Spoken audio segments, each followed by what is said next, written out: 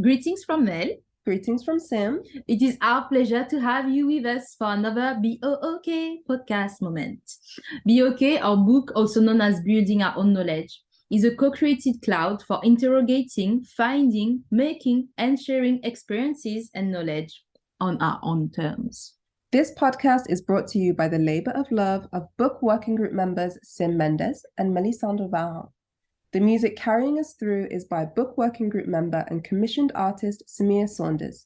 Samir brought their sonic waves to its final form by reading All About Love, New Visions by Bell Hooks. We thank our loving ancestors for using our beings as vessels. We hope you wine or wave with this DIY podcast as much as we do.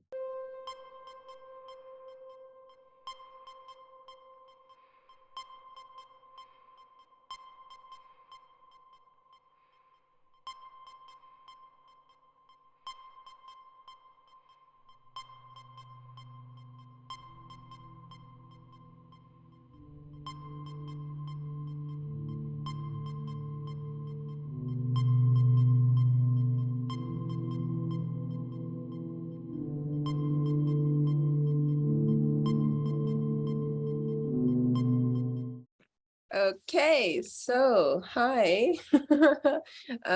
Sim speak. Wait, we're being recorded? Should I wear my best hair or something? Yeah. Well, no, What? Hell yeah. we're just using the audio. No, but I'm gonna take a screenshot. Mel wants to take a screenshot. It's for my. Okay, when you're taking the screenshot, tell me in advance so that I can, I'm taking the screenshot. can get ready. I need my grandmother to be proud of me. Let's begin. Hi, Sim here. Sim from Book Building Our Own Knowledge. I am Book's artist liaison, facilitator occasionally, and all-round bizarre human being. And I am here with Mel, Book's artist curator, and also Fatou Kiné, who we're going to talk to today. And yeah, so we'll get straight into introductions. So yeah, I say this on every episode, so I'm not going to go into too much detail, but I'm Sim. My signs are Aries Sun, Pisces Moon, Sagittarius Rising, because I'm a bad bitch. Yeah. Babe. Hi. I'm Melisandre Varin, B.O.K artist curator. I'm a co-parent of Eol, almost 4 years old. Partner of Sim. You never say that you're my partner. I said I'm just gonna say my because every podcast episode is gonna have the information. Yeah, but like anyway, partner of Sim. I am someone who and feelings, and I'm also like I'm so inspired and happy. Your connection is instable. Yes. Inspired, happy, and transformed when I'm in space with Fatou Kiné. I'm doing the jingle today. Okay, might be free. I'm a Pisces Sun and double Libra, which explains a lot. It does. Really, really does. I was also going to say, if internet gets too wonky, then I'll go onto hotspot, but we should be okay for now. Okay, Fatou, you want to introduce yourself? Okay. So I'm Fatou. I am. Well, what are my signs? I'm forgetting my signs. Okay, so I am Sagittarius Sun, Virgo rising, and Aries moon. Oh. Yes. And I am supposed to be based between Senegal and New York now. And I guess I'm a nurse practitioner in different ways. and I'm studying design now. That's it. Yes, And also I do feminism. you do Whatever that means. feminism. Nice. I Whatever haven't heard it this way before. Doing.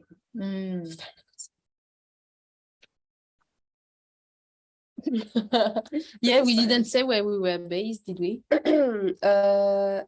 No. We're based in Birmingham, UK. We are. And just as sort of like a little warm-up piece so that we're all like, feel a bit lubricated and soft.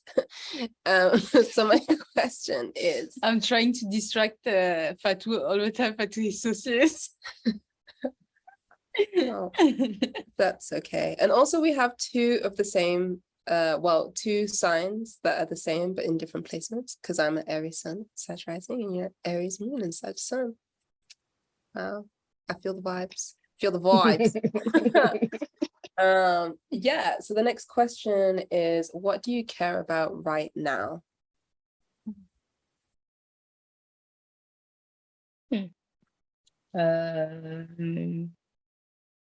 I care about my mental health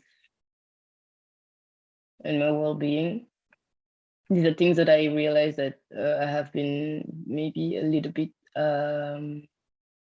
pushing aside or not really prioritizing because of different things, because of work, because of different relationships. So this is something that I actually am trying to think about. But I guess I'm trying to see in non-Western centered ways of caring, of healing, there might be like ways for me to find something to help me, because I feel like, at least when it comes to like how do you call them, psychotherapy and things like that, it has been a failure for me most of the time. So I'm really questioning like what other ways are there, in meditation, in thinking about community, etc. And yeah, for my health also, like really trying to prioritize resting when I can, and not pushing myself too much, which is kind of like the main idea behind the existence of the city that I live in mainly right now. Yeah, and if I don't take those steps, I might just like be so caught in the rhythm that I might be forgetting myself.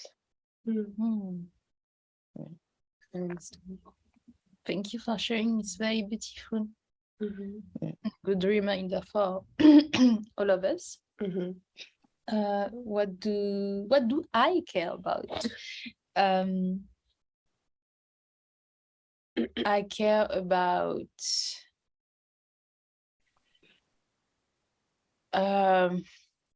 de-investing my body energy, mental energy, spiritual energy into the I feel like I've relapsed the last 1-2 months, being excited about work things, social settings, environment. I feel that I've lost touch with myself, which I really like took. It was like labor to reach a point where I felt full stop, and I felt in touch with myself. I felt then available. I had like emotional availability for others. And then I don't know how like I started to relapse into this. I think it's very there is some bridges into what you were saying, Fatou, in regards to the things that I'm experiencing in my body. I don't know. Well, I'm not going to like self-reflect too much just right now, but yeah, I'm trying to get what I care about is stopping, breathing, like in, breathing in, and like, okay, like trying to start to process all the things that happened the last 2 months. Take a beat and move and be moved slowly again. I feel like I've lost that. So I care about going back to that. Not going back to that, but going to another version of that. Mm-hmm. Stepping forward in like a different lane to Yeah. get to the thing. Yeah. Yeah. Mm-hmm. What do you care about? Thank you for asking. I currently care about, I think, yeah, very similar to what you've both said, sort of, I care about reinvesting in who I am and what I want, investing in my autonomy and committing to my cycles of like death and rebirth in ways that are healthy for me, but still allow me to take accountability and be like aware of what's happening whilst deaths take place. Yeah. Oh, that I like the thing of like being aware of what's happening whilst that takes place. Yeah. Which is, I guess, yeah. Yeah, lots of learning this year, but also, yeah, gosh, yeah, we're alive, hey. We are alive and breathing. Yeah. And we did see each other not so long ago, which was so sweet. It feels like yesterday for me. Oh, really? Yeah. It feels so long ago. For me, it feels like yesterday when we had hugs. Well, some of the best hugs, some of the best hugs. I would suggest to move on to your reading, Fatou, no? Oh, okay. So this is something that I had to read recently for class. And it's funny because we are in those kinds of spaces that are like very, very white, privilege, etc. And also we need to actually wrestle with our own privileges in some way. And still, like, some of these texts that we have to read that are offered to us are some of the most critical of these spaces that we are in and that we are reading them in. So that was like the thing that was funny of like, sometimes, I wouldn't say all the time, but sometimes there's even like some kind of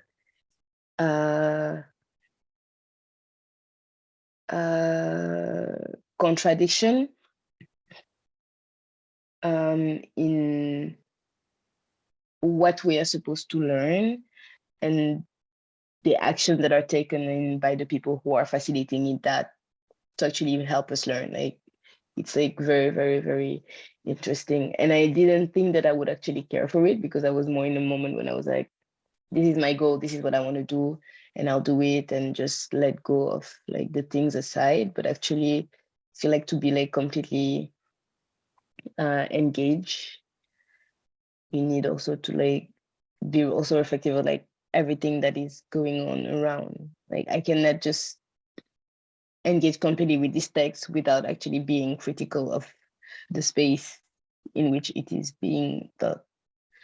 Anyway, so the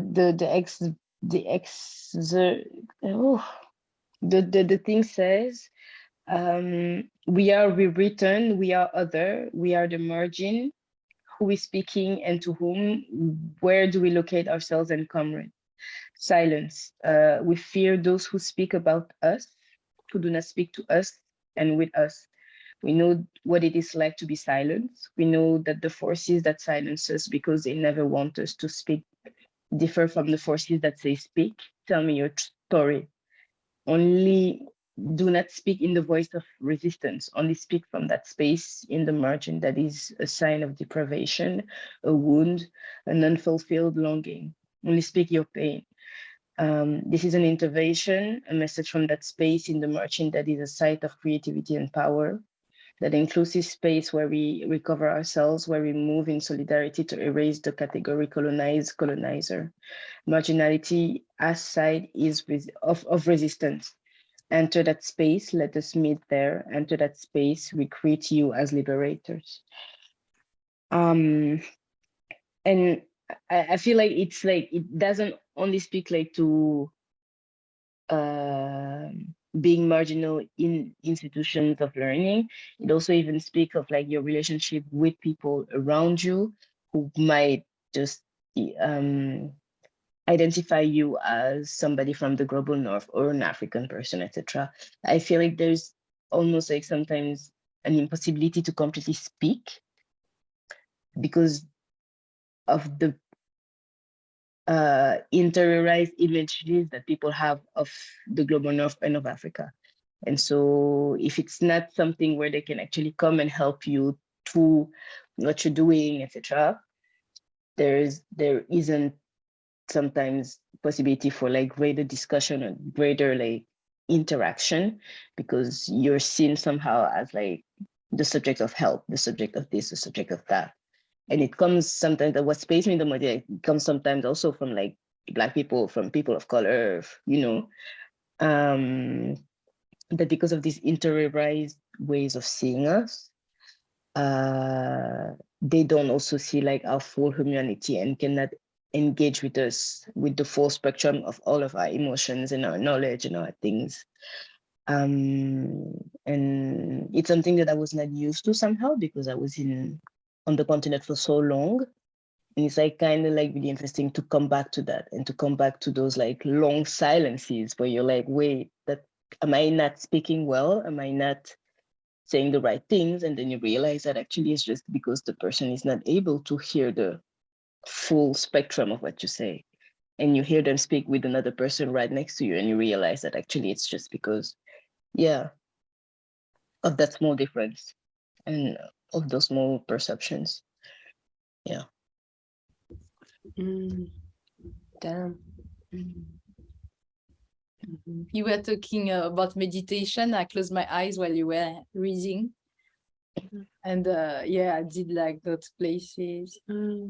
It's interesting because I think I read which book is it? Is it on the margin? Which Don't even let me check. Oh, it's okay. Yeah, I read it long time ago, and it's interesting also to see how it's still relevant, but it's relevant in a different way. It resonates in a different way in my body after like, I don't know, 3-4 years. Precisely because I feel like 3-4 years ago, I was like very much, you know, being in education, not academic spaces, no, like spaces, houses of knowledge that are the spaces that are attempting to like so-called decolonize themselves and still very white and asepticide, and there is lots of elitism when it comes to approaching knowledge, and also like all those codes, so that there is also those codes that that make you think that, oh, this is not your lived lived experiences, so there is only so much that you can like relate to, or like there is like this also like those ceremonial silences. But you perform to be like, yeah, like I feel you, I understand, I'm like self-reflecting actually right now. I'm like performing self-reflection, which I'm not saying that it's wrong, but it just feels so codified because it just happens all of the time. And yeah, it feels a bit painful to hear, you know, how it's happening for you right now as you start restarting education in New York, a space I've never been in. It's a great school as well that I was like really looking forward to hear about, you know, from you. And it's like, oh, it's like yet the same. Yeah, no, it's like, it's so interesting. Like hearing you talk about it, it reminded me like what I was saying to a friend yesterday, because they were like struggling at uni. They'd like tried and dropped out, and now they're trying again in something that they're really passionate about this time. And they're like, you know, I really thought it would be different, but I've come into this space and like they're sort of like codified as like a woman, but they have like a beard, and they're like trans and they're like disabled, and people just look at them as if like they're this weird, do you know what I mean? And that thing about the gaze that is so heavy and stifling, and it's like you don't even have to say anything with your words, because the gaze and perception that you have, that I already feel you projecting onto me, is like blocking my expansion right now. And like you not viewing my full humanity is like it's like these walls are just like pushing in, you know. Yeah, so no, it just made me think of this passage from the extract about like sort of moving beyond the dichotomy between the colonized and the colonizer. Yeah, it's really interesting. And also remembering, like, I don't know, in a way, like remembering where you are, especially in the US, like their history of university is so violent and entrenched in like the worst things. But obviously we know that like as human beings, sometimes we have to rely on these institutions to get where we like absolutely have to go in terms of our purpose. So it's like, how do I exist within this space, knowing that this gaze is heavy and stifling, but like, this is my passion and this is my purpose, and like, I'm supposed to be here. Do you know what I mean? Whilst acknowledging and knowing that it's violent. It's like a really hard thing to like grapple with. Yeah. Oh, but mind you, like whenever I speak about these things, I seem to like talk about it like it's the whole experience. I'm having a beautiful experience at the same time. Like the majority of the people in my how do you call that, program are like people of color, and a lot of people are really, really open to like exploring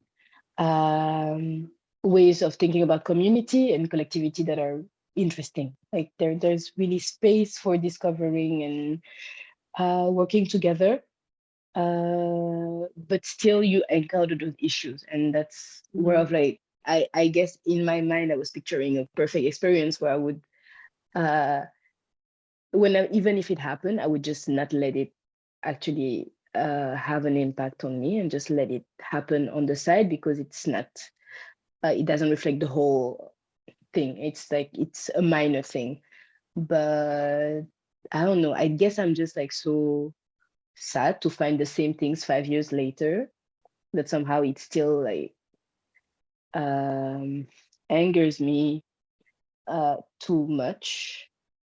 But I think one of the questions for me right now is like, what does it mean to exist at a space that is always like at the borders, that like I'm here and I want to make community here and find a place here, but I know that I'm also Senegalese and I have a space there and etc. So does it mean that I just take the best of it and I leave the problems figure out themselves?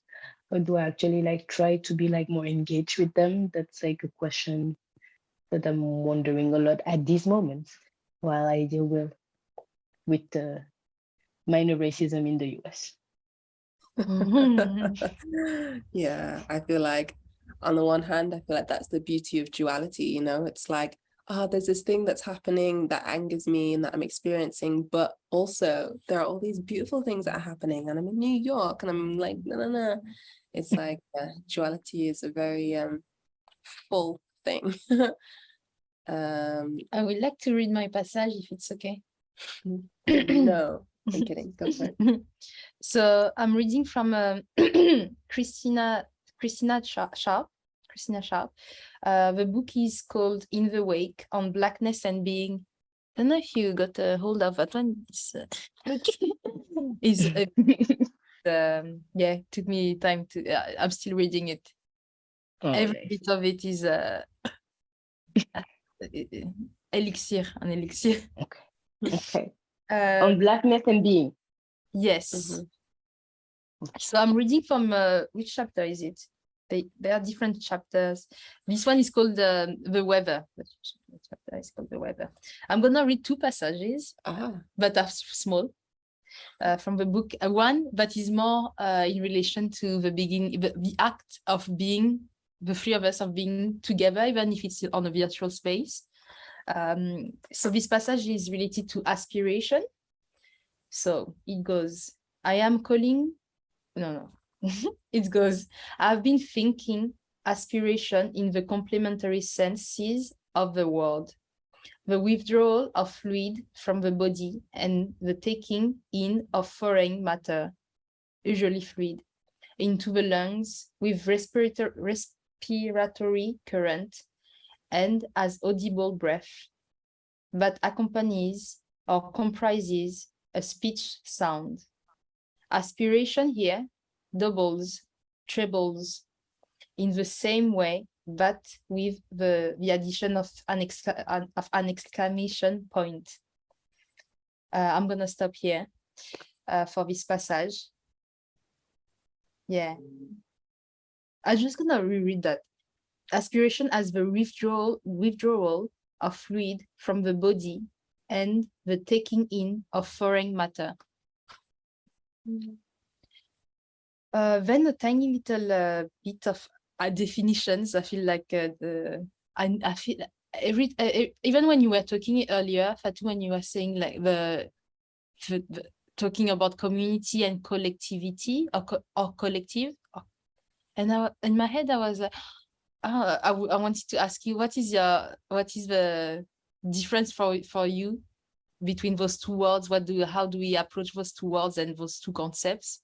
But then I thought, like obviously, like you're not a dictionary, like but it's not so much about like the true definition of things. Like, how do you feel about that? Anyway, so I can try later if you want. Oh, it's so here I'm calling in two definitions, same chapter. It's black annotation and black redaction. It's just going to be the definition of annotation and redaction. But I was thinking about that while you were speaking about your experience. That is still early, but you know, like you sort of annotating the souvenir of the moments that you're making as they go. While like obviously wanting to have a nuanced and like complex and full translation of what you're living, but you know, like it's only words and also like it's only a short amount of time, but this pressure to bring on the full version of things even when we can, and the beautiful exercise that it is. Anyway, black annotation and black redaction. Okay, so annotate is to add notes to, furnish with notes, a literary work or author. An annotation is metadata. Example, comment, explanation, presentational markup, attached to text, image, or other data. Often, annotations refer to a specific part of the original data. So this is from OED online. And then redaction, which is the last one. Redaction, little a, the action of bringing or putting into a definite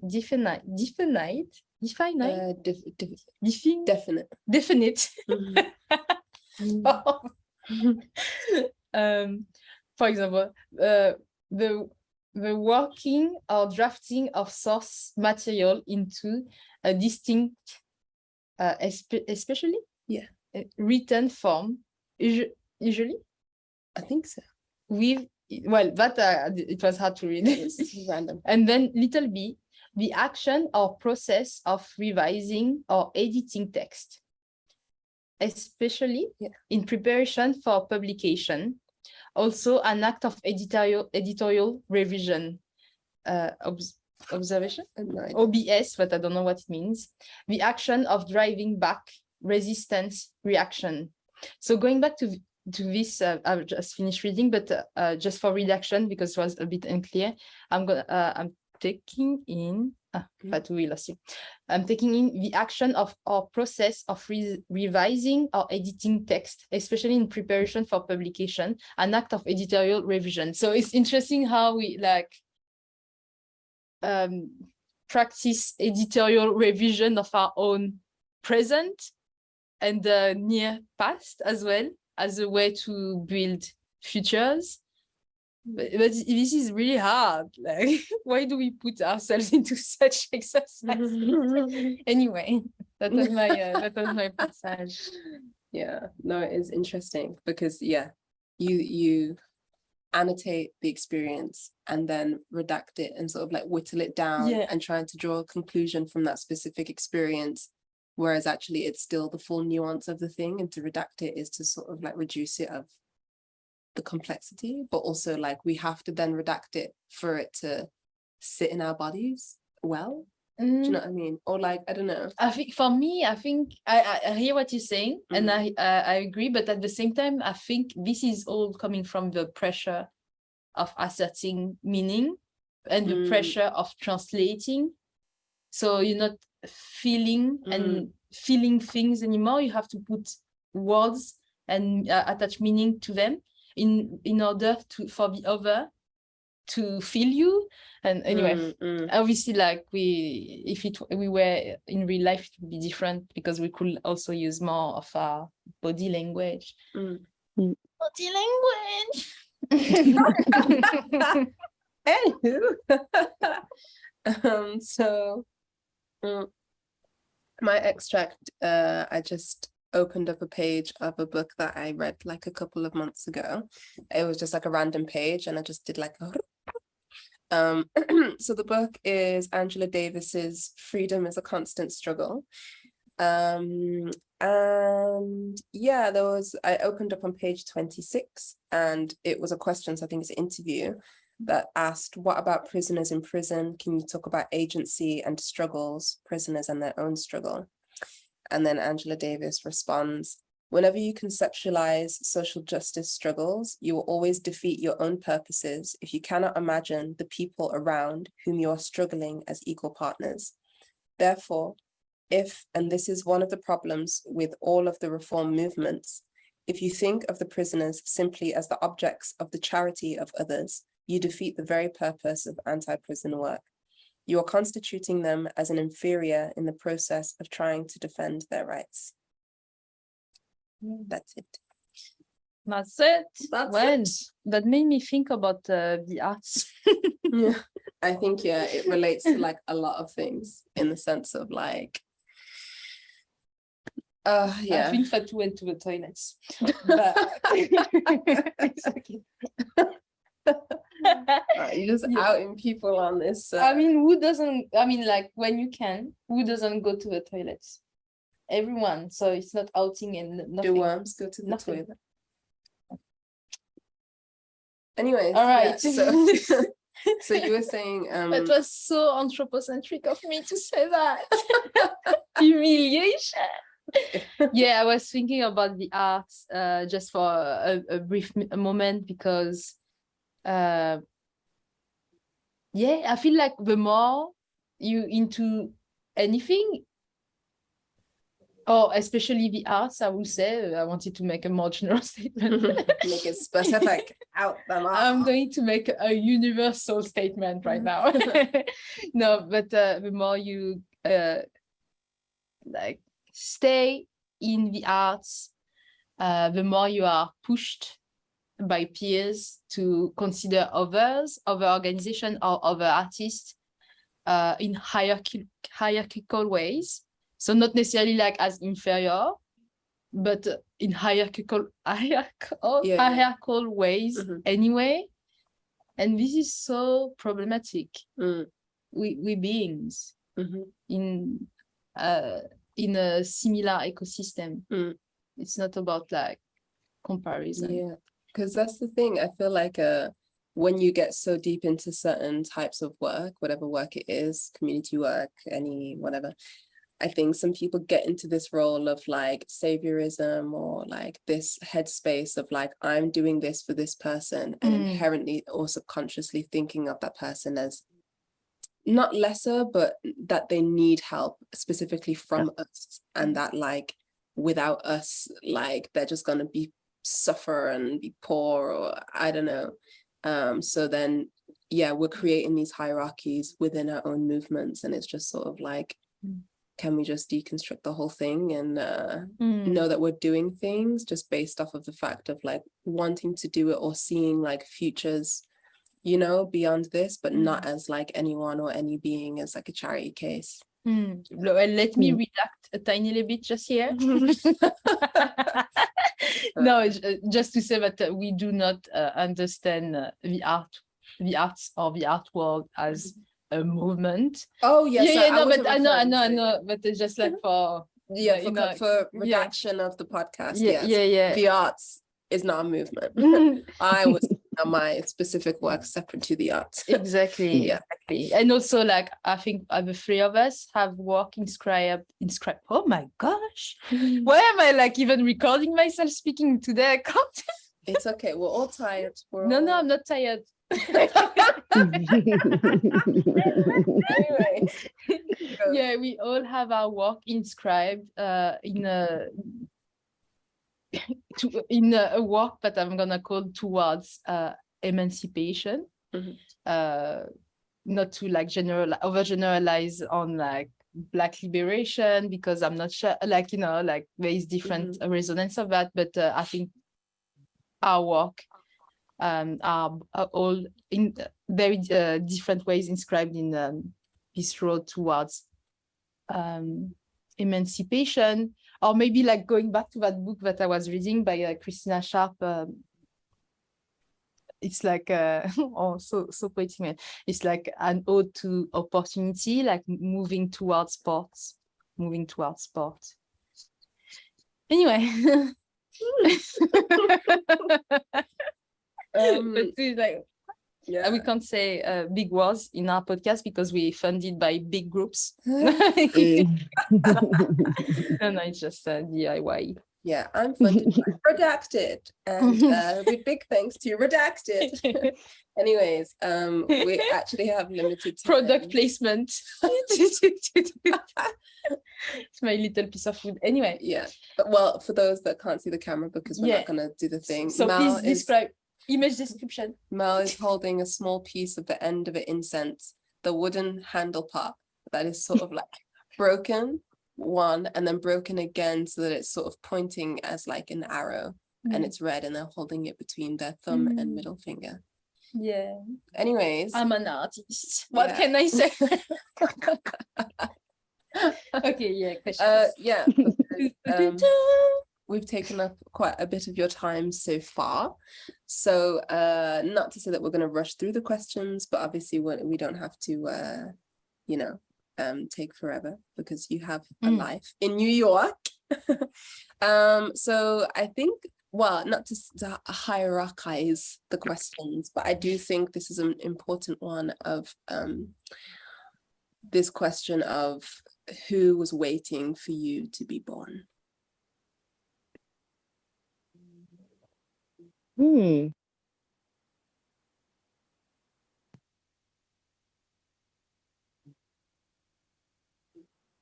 I guess my mom.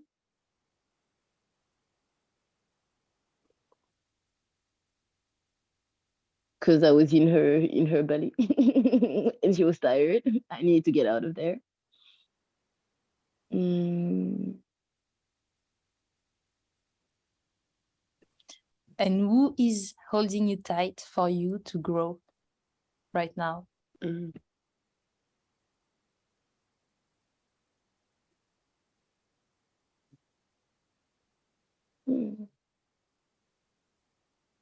I guess me and people who love me. Yeah, me because I don't have a choice, and people around because we are somehow growing together, however close or far we might be. So the holding tight is not forcibly physical, but it's like checking on somebody once every 6 months, or sending a message once in a while. But I can definitely see how like our path keep crossing, whether we want it or not, and how like we accompany each other somehow. And it's pretty, I guess. It's pretty. I'm gonna ask the last question, maybe. That is, how do we create loving environments in the arts too?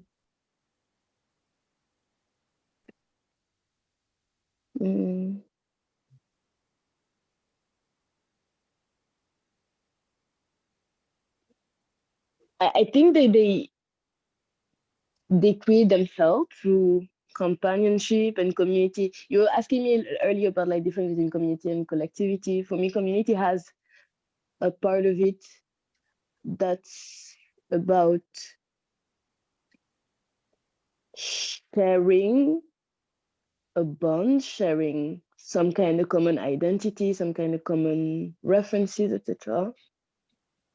While collectivity might be about like bringing different pieces together that like have something that they need to do at some point, you know. Yeah, I would say the community is like more wanted somehow, like that it's like an act that you put somewhere, like of like creating it together and building it together. And I guess for me, definitely the way that I have seen loving environments grow despite themselves was by letting these communities grow, and things happen and people fall in love and are out of love, and crises happen and support happening and common goals happening. And in the middle of all that, some art was created and some non-art was created, and people kept doing the thing. One thing that I'm definitely against is this like need to always like create artificial things that we know are not gonna last very long. They can be they cannot be the end. Like they can be like something that you do at some point that knowing that it can be fleeting, but like I have at some point dreamt about them as the thing, as the end, and I was always disappointed. I was always disappointed. So I think like being very, very aware that those artificial spaces that we create have an end, like they are going to perish, is like important to in planning things, I guess. And sometimes just letting go of the will to plan and let people live their way. Does that make sense?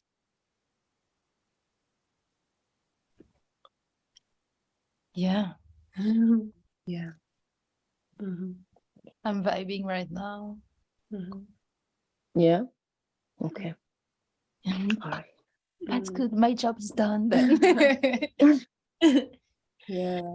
I think well, just the images that came to mind, whether they're relevant or not, is like decomposting and like soil, and this thing of like when you say knowing that something probably isn't going to last and it's likely going to end, and it's like, okay, like, but that's okay though, because you allow it to like decompost and like refertilize and then do what it needs to go. So it doesn't mean that it's like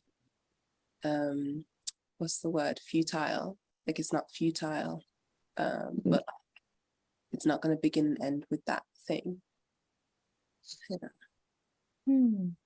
And for me, I think got hit quite a bit when you said about, you know, this run or this sort of imperative to create or recreate things that get birth on their own anyway, but like you create them for your own capitalist benefit and to put your name on it, and you create those very like artificial bubbles.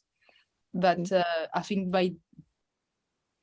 by definition, artificial bubbles are exclusive and also very much appropriative and de-empowering. Not, I don't like this word empowering too much, but like it removes the tool from the ones that, number one, created the tools, and number two, that need them the most. So when you bring on an attempt to create loving environments in something that is very much artificial and like genuine in many ways, the art world, it is like extremely needed, but very problematic in so many ways. Because as art workers, we're gonna have to like find those bubbles or contribute to the creation of those to survive in it, in this mass of people that call themselves art people. But at the same time, every time there's always gonna be something that is taken away from us in order for us and others to survive. So it's a losing game in a way. Anyway, very interesting. Very interesting, but you hit me because I feel like as someone that has been sort of attempting to work with this framework in this industry, I really feel like, well, when is it not artificial, you know? And how can it not be artificial when it's inscribed in those hostile environments? And can we truly reform, like, you know, when you participate in like reforming something that might have to die and be birthed in another way? Or separating and not trying to merge things within this one thing that is art. I mean, art is everything, but also art institutions are trying to be the institutionalization of the art. Yes, the institutionalization of the arts tries to be everything, and in trying to be everything, it creates these artificial bubbles and creates suffocation. So yeah, it's like, what I guess, what would it look like to de-institutionalize something that is supposed to be for everyone in one of the ways?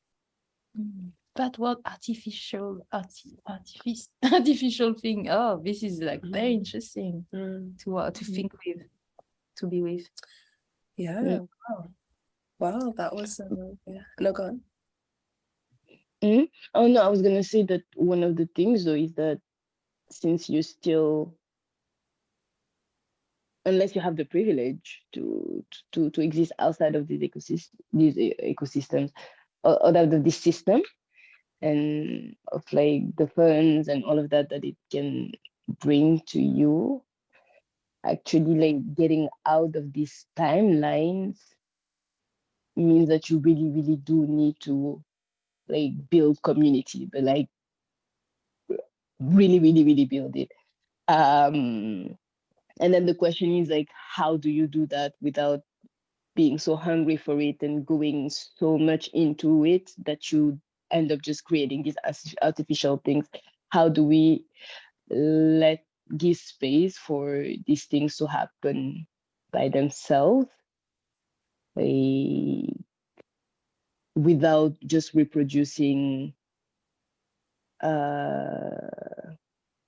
auto-reproducing and just like being always in the same circles and never letting anything in? Well, I guess if you let things happen on their own, it's so porous that things are going to come in whether you want it or not. I guess. Yeah, I guess that was the wrong question. It answers itself. But I wanted to answer the thing about like who was waiting for me to be born. The thing that I was thinking of and I didn't say was me, because I feel it's also very, very centered. I've been talking about me and thinking about me for a lot these days, this past month. So sometimes I try to keep myself from saying me too much. But I do believe that somehow, yeah, the person who was waiting for me the most was me, and that this life was waiting for me somehow to experience it and fail and love and all that. And it's a nice adventure. I don't know when it's gonna be the end, but like, yeah, I uh, I have fulfilled my destiny by coming in terms with myself somehow. Almost. I'm not there completely. I'm trying. After I finish with this new wound, maybe I will have come to terms with myself. I'll let you know about the results. Thank you for having me live. That is a nice I think that Please don't add it to the podcast. Thank well we don't respect being oh, this podcast is very much an autocratic endeavor. Anyway, I think it's such a beautiful, not that, the previous point by Fatou, it's such a beautiful point to wrap up the podcast. So I'm gonna give the wrapping words to Sim. Yeah. This is like my podcast voice. Yeah. So closer to the so no, I definitely think those are like really, really beautiful words, and like, I don't know, it felt like nice, like whoosh of fresh breeze for you to say that, you know, like you were waiting for yourself, you know, your damn self, and we love it, and we love to hear it.